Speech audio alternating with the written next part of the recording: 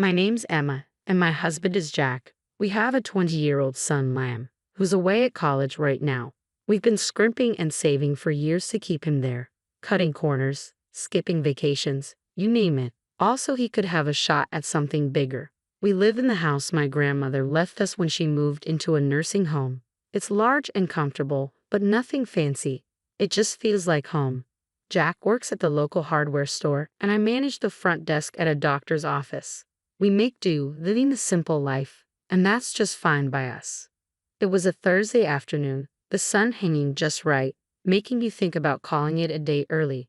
But then Jack's phone rang, cutting through any thoughts of an early weekend. I was chopping carrots, half focused on dinner and half on a list of bills that needed paying, when I heard him answer. "Hello, Mom." "Slow down. What's wrong?" His face went white as he listened. I stopped what I was doing, towel in hand, watching him pace. He ended the call looking shaken. "That was my dad," he said, sinking into the couch like a puppet with its strings cut. "Their business tanked. Bankrupt. They've lost everything, even the house." My heart sank. "Oh, Jack, that's terrible. What are they planning to do?" "They want to come stay with us. Just for a bit," they said, "until they sort something out." I hesitated, thinking about our already tight budget and the quiet order of our life that was about to be upended. "And what did you tell them?" He rubbed his neck, a sure sign he was stressed. "Told them I'd talk to you first. It's your house, Emma. Wouldn't just spring that on you without checking." Jack's parents, Frank and Helen, weren't the easygoing type, high flyers used to the good life.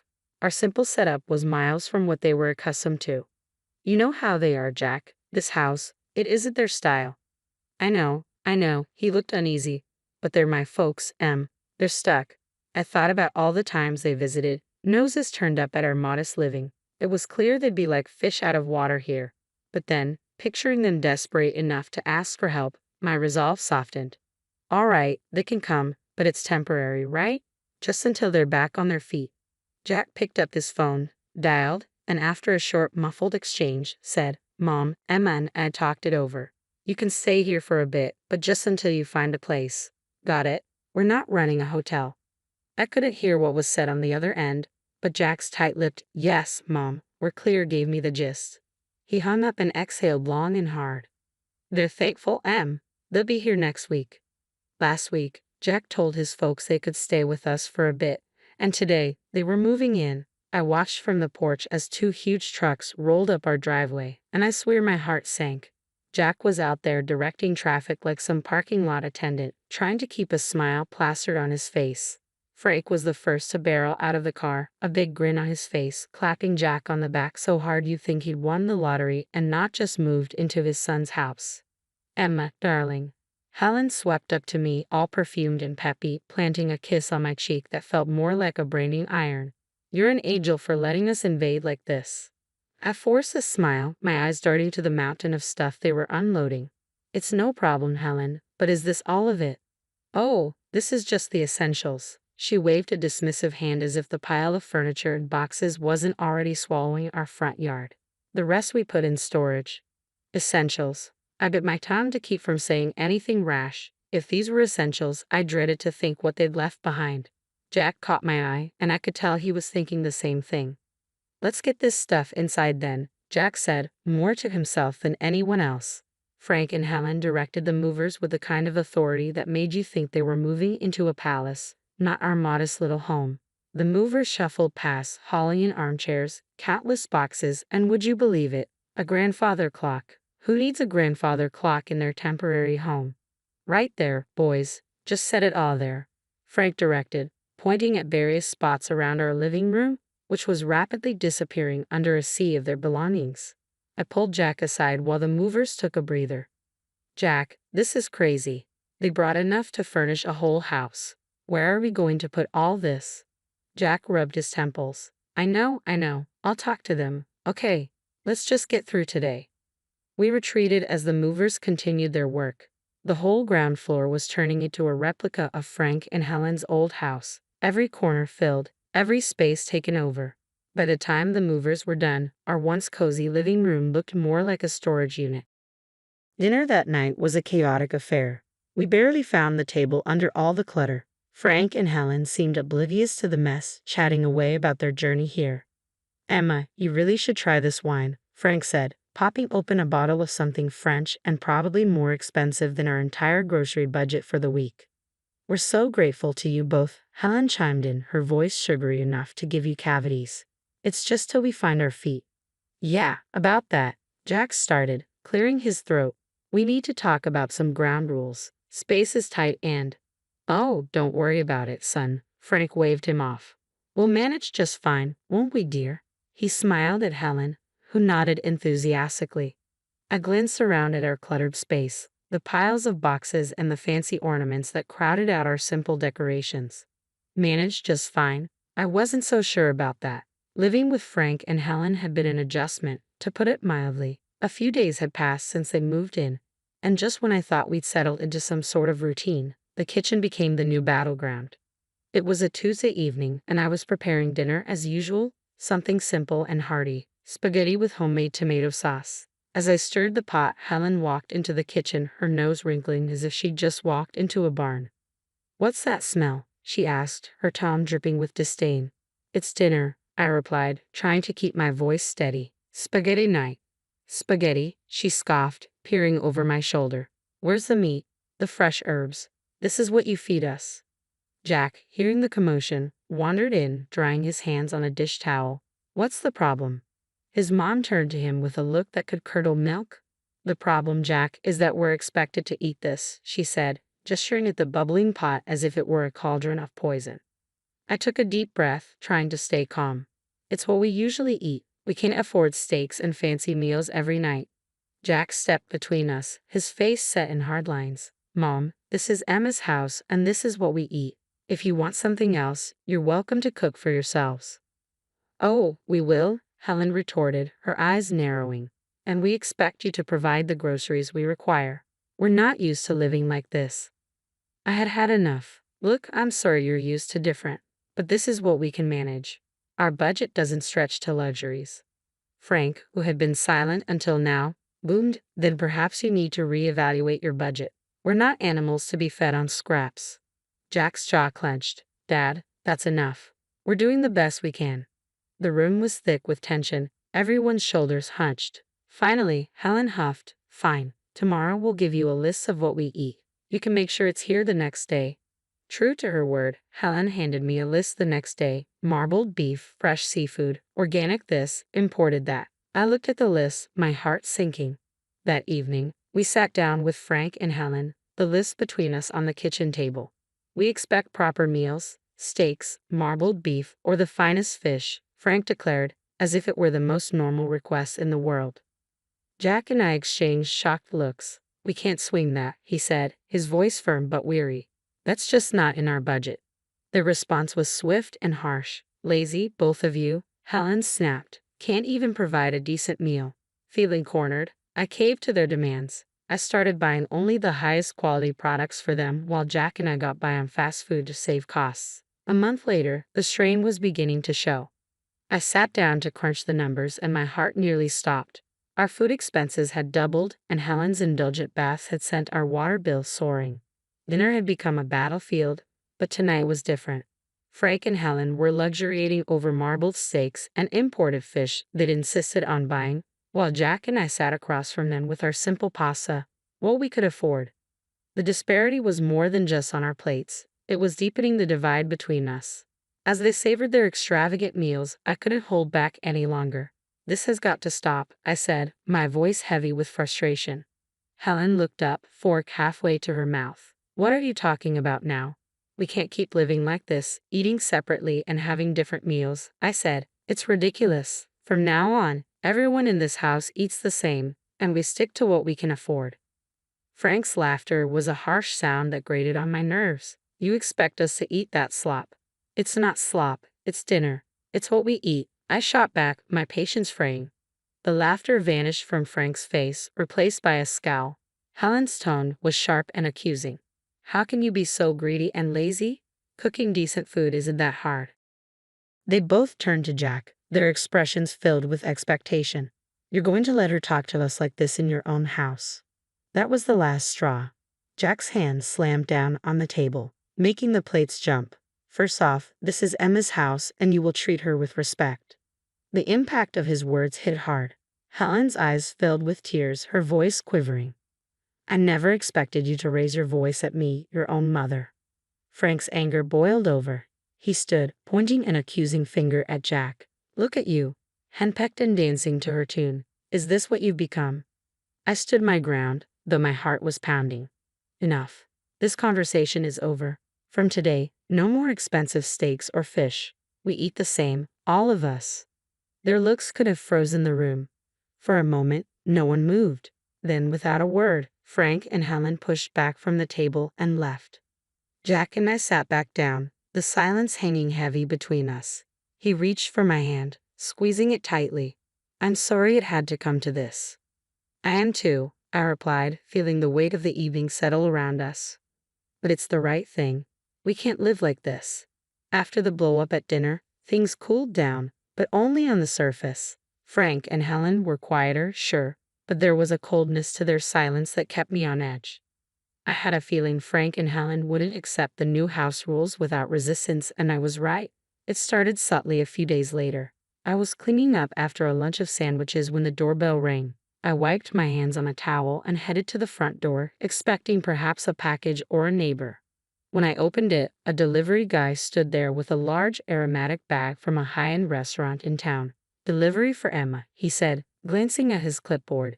I was puzzled. There must be some mistake. I didn't order this. Helen appeared behind me, her smile a bit too wide. Oh, I took the liberty of ordering us a nice meal. I thought we deserved a treat after all the recent discomfort. I frowned, taking the bag hesitantly. Helen, we talked about this. We're cutting back on expenses. Helen shrugged, her eyes avoiding mine. I thought it was on your tab, dear. My mistake. Jack walked in from the kitchen, overhearing us. What's going on? Your mother decided we deserved an expensive lunch, I said, the weight of the bag suddenly feeling heavier. Jack's expression hardened. Mom, we agreed no more of this. Frank stepped into the hallway, his voice booming. What's a little lunch going to hurt? You can't expect us to live like monks forever. I set the bag down on my entryway table, frustration bubbling up. It's not just about lunch, it's every meal, every extra expense. We told you we're sticking to a budget. Helen's face turned cold. Well, if you're going to make such a fuss over a simple meal, I suppose we won't bother next time. Jack pinched the bridge of his nose. It's not just about the meal. It's about respecting the rules of the house. You can't keep going behind our backs.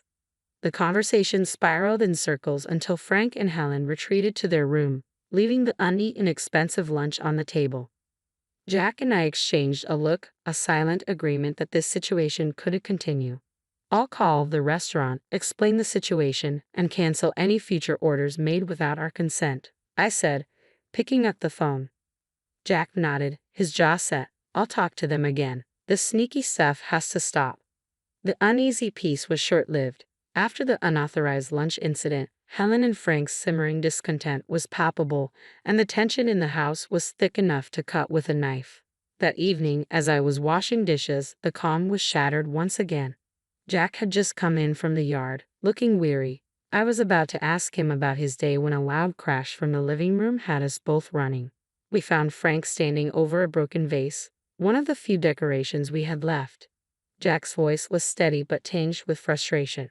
I really care about what happens here. Frank barely glanced up, his expression showing minimal regret. It slipped, he said dismissively. His tone wasn't apologetic, it was defiant. Jack bent down to pick up the shattered pieces of the vase, and I couldn't help but add, that vase belonged to my grandmother. It's been here longer than I have. Helen, standing in the doorway, scoffed. It's just a vase. You can always get another. That's not the point, Helen, I snapped, my frustration rising. The point is respect, something that's clearly lacking here. Oh, respect? Frank shot back, his voice raising. What about respecting us? Treating us like second-class citizens in this house? Jack stood up, facing his father with a firm expression. You're living here by our goodwill, Dad. Remember that. It doesn't feel like goodwill. Helen chimed in, her words sharp. It feels like we're unwelcome. Every day felt like walking a tightrope with Frank and Helen in our house, but one evening pushed me past my breaking point. We were gathered around the dinner table, a place that had witnessed countless arguments, when Helen casually dropped her latest bombshell. "Jack, darling," she said as if suggesting we switch coffee brands, "I found this lovely coat today, and I think we should buy it using the college fund you've set up for Liam." I choked on my water, setting my glass down hard on the table. "What did you just say?" I managed, my voice a mix of disbelief and rising anger. Helen smiled sweetly, clearly mistaking my shock for compliance. "It's just money, dear. Liam can always take out loans for college. I really need a new coat." Jack, who had been quietly seething beside me, slammed his fork down. "Mom, that's out of the question. That money is for our son's education. We're not using it for anything else." Helen's face twisted into a scowl. "How can you deny your own mother a simple request?" "It's not simple, and that's final," I snapped, feeling the last of my patience evaporate. Frank's voice rose to a shout. "You're both being unreasonable and cruel. We're your family." Then, with a cold, calculated tone, he added, "Maybe the local press would be interested to know how you treat your family." "What about your bosses?" Frank demanded, his voice dripping with menace. I felt a churn of fury and fear in my stomach, but I knew we couldn't back down. "This is not how a family treats each other," I shot back, standing firm. "You two need to find another place to live. This isn't working." Helen burst into tears, playing the victim while Frank continued to hurl accusations and threats. The dinner ended with them storming out, leaving Jack and me in stunned silence. Once the house was quiet, I retreated to the bedroom and dialed my grandmother. She answered after a few rings, her voice a soothing balm. "Grandma, it's Emma," I said, my voice thick with emotion. "What's wrong, dear?" she asked, her tone immediately alert. I poured out everything, the demands, the threats, the impossible situation with Helen and Frank. She listened without interrupting, her steady hum of reassurance in the background. When I finished, there was a brief pause before she said decisively, "I'll come to stay with you for a couple of months." "Are you sure, Grandma? What about the nursing home?" "I'm sure," she replied firmly. "It sounds like you need me there, and I'm not one to sit by when my family is in trouble." When Grandma arrived, it was like a breath of fresh air swept through the house. Despite her age and slower movements, her spirit was as fiery as ever. Frank and Helen were visibly put off by her sudden presence, their discomfort unmistakable. "I'll be staying on the ground floor," Grandma declared firmly as she rolled through the door, her suitcase trailing behind like a loyal companion.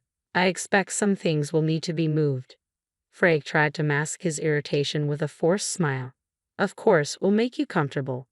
Helen nodded stiffly, her eyes darting around as if calculating what would need to be shifted or hidden away. I couldn't help but feel a surge of relief. Finally, someone was putting them in their place.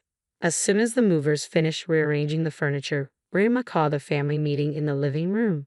"I've heard quite a bit from Emma about what's been going on here, and I'm not pleased," she began, her tone stern and cutting through any pretense of pleasantries.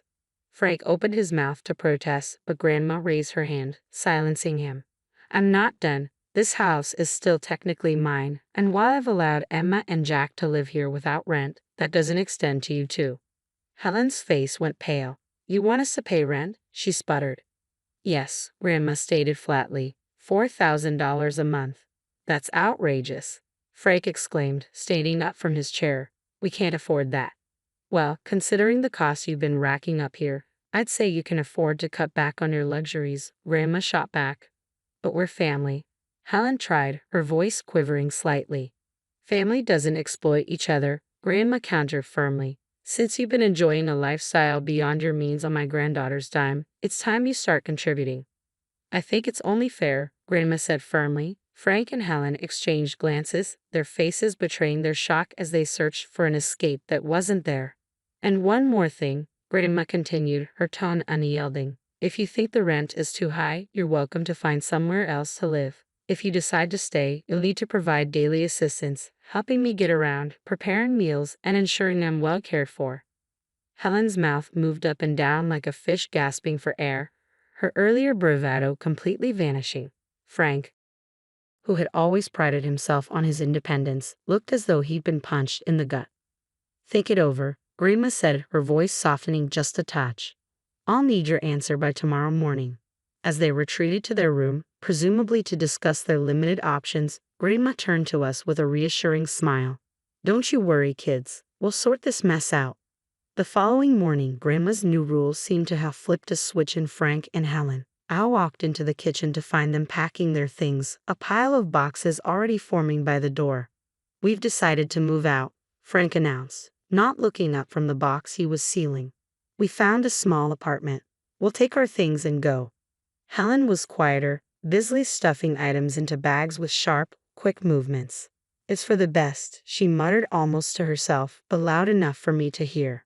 The rest of the morning was a blur of activity, boxes and furniture moving out the door. Jack helped more out of duty than anything else. By mid-afternoon, their part of the house was eerily empty, the echo of their departure hanging in the air. Once they had driven off, Grandma, who had been watching quietly from her chair, gave me a knowing look. Well, that's that then. They'll be all right. Sometimes a little hardship is needed to bring people back to earth. We later learned that Frank and Helen had sold most of their belongings to cover the rent and their other debts. Their luxurious lifestyle had been trimmed down to essentials, much like their new apartment. Grandma stayed with us for another 2 weeks, a comforting presence in the house. When it was time for her to return to the nursing home, I felt a mix of sadness and relief.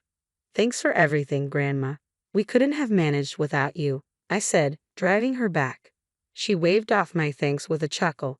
Oh, nonsense. You're stronger than you think. Just remember to stand up for yourselves. No one else will do it for you. After saying my goodbyes and promising to visit soon, I returned home to find the house seemed bigger and quieter.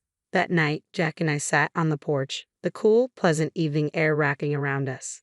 Life had thrown us a curveball, but we had caught it, dealt with it, and were ready to face whatever came next. We knew we could handle it together, with or without anyone else's approval.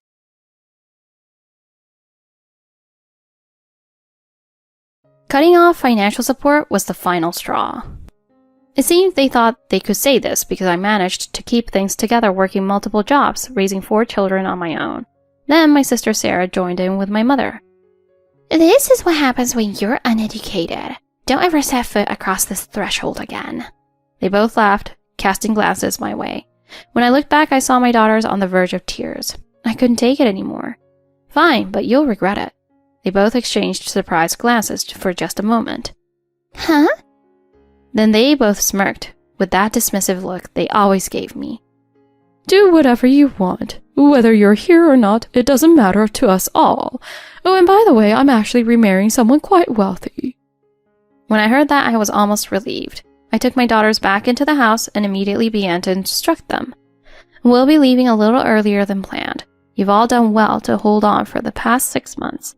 Let's go load up everything we packed into my car. Sure enough, the next day, Sarah's calls came in, one after another. But I ignored them, not feeling any obligation to respond. Judging by the constant calls and frantic messages, they were clearly panicked. Inwardly, I couldn't help but think, I knew it. My name is Alice Whitman. I just turned 30. I'm currently working multiple part-time jobs to make ends meet. In fact, I'm a single mother. I met my ex-husband when I was 20, at the company where we both worked, starting as colleagues and then dating. We got married the following year, and I was blessed with 4 children. My eldest daughter is 8, followed by my 7-year-old, a 3-year-old son, and my youngest son, who just turned 1. The reason for our divorce was my ex-husband's affair during my pregnancy with our 4th child. One day I got home early from work and found my eldest daughters sitting outside the house looking upset. My 3-year-old son, who was in preschool, was with me when I arrived, but seeing my daughters sitting outside instead of inside the house was shocking. I quickly realized why. I couldn't believe it. How could he bring another woman to our home at the time our children were returning from school? He had invited his young lover into our home and told my daughters to go play outside. It turns out they had been playing at a nearby park, seemingly having a good time. But it was winter, and the school had instructed students to return home by 5 p.m. When they came back, she was still there, leaving them feeling awkward, so they waited by the entrance. I couldn't stand the idea that he'd thrown out our kids to fulfill his own desires. Furious, I demanded a divorce immediately. He signed the divorce papers without a fuss, but refused to pay any alimony or child support, running off with her. The house was his inheritance, so I had no choice but to leave with the kids and move into an apartment. After that, stress began taking a toll on my health, and I eventually lost my job. I had initially quit my old job when we got married, and he left his too, likely to avoid being found. Both he and that woman cut off all contact, leaving me devastated and angry. Yet I still had to support my children, so I started working part-time jobs. During the day, I worked as a cashier at a supermarket and stocked shelves at a drugstore to make ends meet, but it still wasn't enough. I occasionally worked at a friend's bar at night, earning a little more money. While I worked at night, a friend's sister helped babysit my children, and I paid her what I could. Then, after a year of hard days, I finally gave birth to my 4th child, my youngest son. I somehow survived the whirlwind days that followed. One day, I received a call from an unknown number. I ignored it, thinking it was a spam call or a telemarketer, but the number kept appearing. Curious, I looked it up online, but it wasn't listed under any spam or telemarketing databases. Assuming it was the wrong number, I continued to ignore it, until one day I was at my usual shift at the supermarket, and I ran into Sarah for the first time in years. My face tensed up, but I kept a smile as I greeted her. "Hey, how did you know I was working here? And where did you get my phone number?" Sarah smirked, looking pleased with herself. "I have money, so I hired a detective. But I didn't want to spend too much, so I just asked them to get your number. I called you so many times, but you didn't pick up, so I paid extra to have them track down where you work." I was stunned. Sarah, who had never cared about me, suddenly wanted to find me. I tried to ignore the unsettling look in her eyes. "Call me after your shift." I didn't want to get involved, but since she went to such lengths to find me, I worried she might drag my children into it. Reluctantly, I called her number after work. "I want to meet up and talk. Let's meet at the diner nearby. You're free anyway, right?" She didn't even know that I was divorced or had kids. "Sorry, I need to pick up my 2 youngest sons from daycare, and my 2 oldest are already home from school." There was a pause, then she burst into laughter. "You? Married with kids? Who would want to marry someone like you? Just leave the kids with your husband. Or wait, do you even have one?" She snickered, and I could feel her mocking contempt over the phone. My cheeks burned with anger and humiliation. I had worked hard to move on from my ex, but she was reopening old wounds. "It's none of your business. I have nothing to say to you. Don't contact me again." I hung up and immediately blocked her number. It all happened in just seconds, but I felt utterly drained, my shoulders heaving with exhaustion. I thought I was finally free from the chains of my past. Remembering the painful childhood I had shared with her and my mother, my stomach churned with nausea. I shook my head, pushing the thoughts away as I hurried to pick up my kids. That night passed peacefully with my children, without seeing Sarah. But Sarah wasn't one to give up easily. "What's taking so long? Hurry up already." About a month after our argument, I noticed movers next door and wondered if I had new neighbors. To my horror, I saw Sarah and my mother stepping out of the moving truck. I hadn't spoken to my mother in years. She looked at me with the same disdainful eyes I remembered. "Let me guess. You got kicked out with your kids after your husband cheated on you? Honestly, look at you.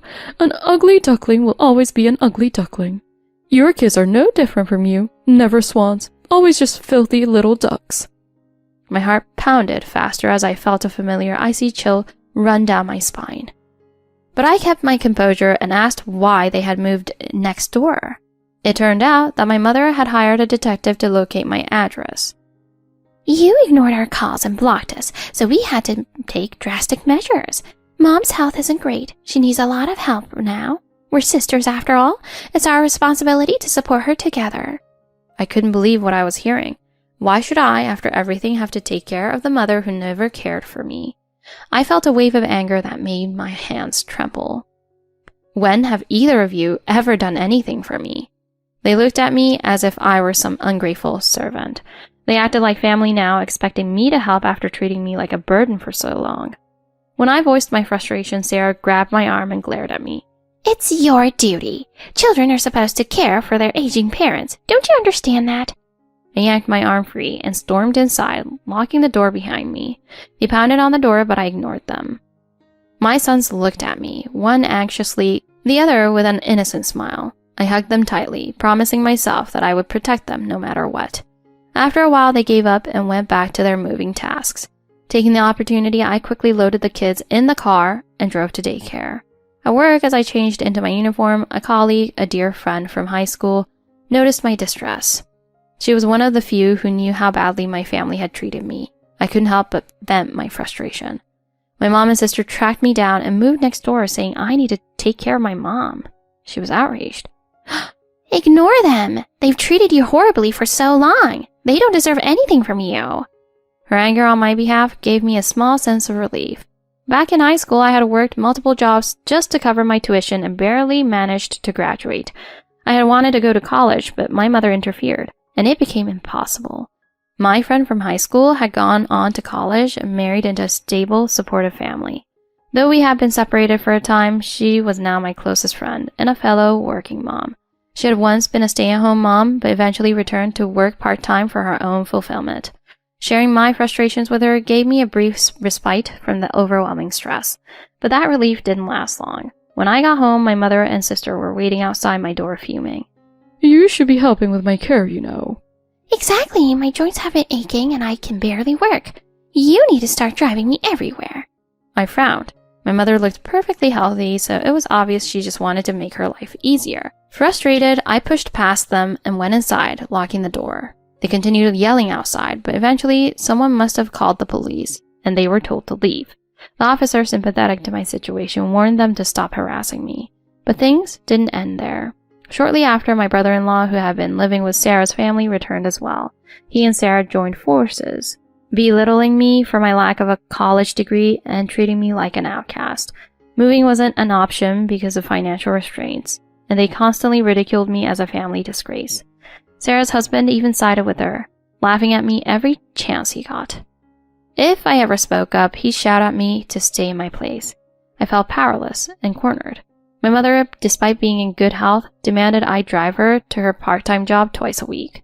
She even insisted I take her to her regular doctor's appointments, and I was forced to cover all her medical expenses. Even when I fell sick, I couldn't afford to see a doctor, while she received the best care on my dime. One day she slipped and broke her leg, and it turned out she needed surgery. You should pay for it. After all, I took care of you when you were little. Her logic was absurd. She only took me to the doctor a handful of times, and she hardly spent anything on me growing up. You're being ridiculous. She looked at me, her face twisting in anger.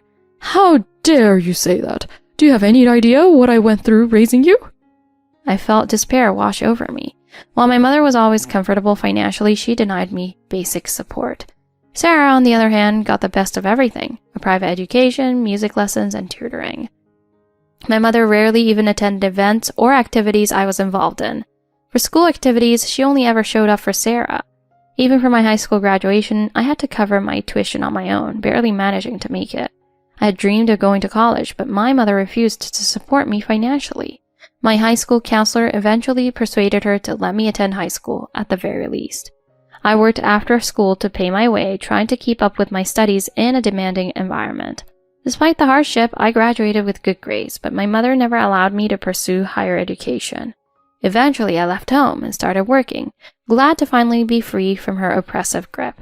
I could finally buy my own clothes and didn't have to wear Sarah's hand-me-downs anymore. While I built my life, Sarah thrived in the comfort provided by our mother's favoritism. Despite everything, I managed to find peace after leaving home. And compared to the hardships I'd faced, my ex-husband's betrayal seemed almost trivial. Of course, it would have been nice if he had paid child support, but I didn't expect anything. Why, after all of this, should I now have to take care of my mother? One day, while waiting in line to pay for my mother's medical bills, I remembered all the pain she'd caused me. I turned around and left, ignoring her calls as I drove off. Wait! Come back here! She hobbled after me with her crutches, yelling as I sped away. She could easily call a cab. With Sarah's dual jobs and my mother's part-time income, they had enough. I felt a small thrill of satisfaction as I drove away, finally asserting myself, but my actions only fueled their anger further. When I got home, I saw Sarah scolding my daughters, accusing me of abandoning our mother. Your mom is a terrible person. She left your grandma at the hospital without paying a cent. I rushed outside and shielded my kids from her wrath. This isn't their concern, and Mom makes enough to pay for her own expenses. I've reached my limit. Leave us alone. My mother stepped out and began shouting insults, her voice echoing through the apartment complex. You're an embarrassment. You're not my daughter. I don't need someone as heartless as you in my life. This is it. We're done. She declared us disowned, as if it were some victory for her. I couldn't help but feel a strange relief as I stared at her smug face. Sarah joined in, sneering as they laughed together. See? Low education, low class. Never cross this threshold again. I glanced back at my daughters, who looked on the verge of tears. Fine, if that's what you want, but you're going to regret this. They exchanged a surprised glance before breaking into smug smiles. Go ahead. Do what you want. We don't need you around. Oh, and just so you know, I'm getting remarried to someone wealthy, so we don't need you at all. Surprisingly, this news brought me a sense of relief. I took my daughters back inside and quietly instructed them. We're leaving tonight. You've all been so strong for the last 6 months. Go pack your things and load them into the car. To avoid suspicion, I decided to wait until Sarah left for her night shift and my brother-in-law was distracted. Once they were gone, we packed as much as we could into the car and slipped away under the cover of night. As expected, the next morning my phone lit up with a flood of missed calls and messages from Sarah. But I ignored every call. The relentless messages showed just how panicked they were. I thought deep down they had always needed me more than they'd ever admit. I had planned this move for months, waiting for the perfect opportunity to escape. Financial constraints and the fully occupied apartments in the area had delayed my plans, but now it was time. I had saved every penny I could, waiting for an opening, and recently an apartment in a different district became available. I quickly secured it, knowing this would be our sanctuary. My daughters would be able to start fresh, away from my family's toxicity. We arrived at our new home exhausted, but at peace for the first time in years. A week later, I called Sarah, who answered immediately, her voice sharp with irritation. Finally! Where have you been? I hope you're ready to explain everything. Sure, I'll explain, but don't expect any help from me. I cut her off before she could argue, hung up, and immediately blocked her number again. I didn't need to explain myself, but I wanted to prevent any more harassment. Just in case she tried hiring another detective. I knew she didn't have much money left. As life slowly began to settle, one weekend I left the kids with friends and decided to meet with my family once more to settle things. I waited at a local diner. When they arrived, they looked eager for confrontation. The police came to your old apartment. You didn't tell them where you went, did you? Calm down. Here, have some tea. But that only fueled her anger, while my mother suddenly adopted a soft tone. Look, sweetheart, I didn't mean all those things I said. You're my daughter, we're family, but things are tight. Would you mind loaning us a little money? The hypocrisy was breathtaking. After all their disdain, now they were suddenly interested because they needed cash. I had filed a police report myself about Sarah's suspicious behavior at work. Why wouldn't the police get involved? You've been stealing. Sarah fell silent. I'd always wondered why she suddenly took on night work, despite her husband's job supposedly paying well. Then an astonishing revelation came to light. Sarah had been fired for embezzlement. She had hidden this from her husband, who thought her job was her main source of income. I realized that their sudden interest in finding me was to avoid responsibility, to make me care for our mother. They had no intention of shouldering any burden themselves. Sarah had concocted a plan to have our mother babysit her kids, while she claimed she worked extra hours for our mother's medical expenses. Instead, she intended for me to take on all the caregiving and financial responsibilities. My niece secretly confirmed this one day, mentioning how her mother often came home late and drained. Concerned, she had confided in one of my daughters, who then told me. Additionally, Sarah had been stealing from clients at her night job. I had already informed the police of her actions. When I moved, I asked them to hold off on any investigations until my children and I were settled in our new home. Today, Sarah's kids were safe and cared for, while Sarah faced her own consequences. My mother was equally guilty, having turned a blind eye to Sarah's actions and covered for her. But they saw me as the villain, accusing me of turning my back on them. Sarah has stolen not only from clients, but also from our community, pawning off association property for profit. My niece had witnessed her mother's unethical behavior too, and confided this in my daughter. Together with community complaints, the police eventually acted on the matter. When I asked my family about it, they finally admitted to the charges, their expressions filled with shame. In that moment, I knew the consequences would eventually catch up with them. With the police watching their every move, they faced not only possible arrests, but public disgrace as well. I left the diner feeling lighter than ever, knowing I had taken the first step toward peace for me and my children. After leaving the diner, I felt a sense of finality, as though I'd never closed a chapter I'd never wanted to read. I returned home where my children were playing, blissfully unaware of the family drama that had finally come to an end. For the first time in years, I could breathe freely. My father had offered his full support. He'd assured me he'd cover any costs from the civil lawsuit, wanting justice for me and his grandchildren. It was his way of making up for all the time we had lost, and I was grateful beyond words. I watched as my children ran around the yard, laughing, free of worry. As I took in their happiness, I silently vowed that I would never let anyone harm them again. A few weeks later, the results of my actions began to ripple through my old family. Sarah faced civil charges, and her theft had come to light in her community. Her reputation was destroyed. The family members who once scorned me began to distance themselves from her, realizing her manipulation. My mother, who had once felt invincible with her control, now found herself alone. Overwhelmed with debt, she was forced to downsize her life without the luxury she once took for granted. Meanwhile, I continued my new job where I felt valued and respected. Slowly, I built a peaceful life, one day at a time, a life I never thought I'd have. Each morning, I sent my children off to school with a smile, knowing they were safe and free to pursue their dreams. I was finally the mother I wanted to be, and they were growing up in a home filled with love and stability. My father and I remained close. We met regularly, and he became a fixture in my children's lives. The kids adored their grandfather, who always had stories and wisdom to share with them. As my family healed, I could see that each day brought us further from the pain and closer to genuine happiness. My life had been difficult, but I'd risen from it stronger and more resilient. I'd overcome the darkness of my past, and now I could look forward to a bright future. Watching my children's joyful faces, I knew that all the struggles had been worth it. We were free. And in the end, that was the greatest gift I could ever give them.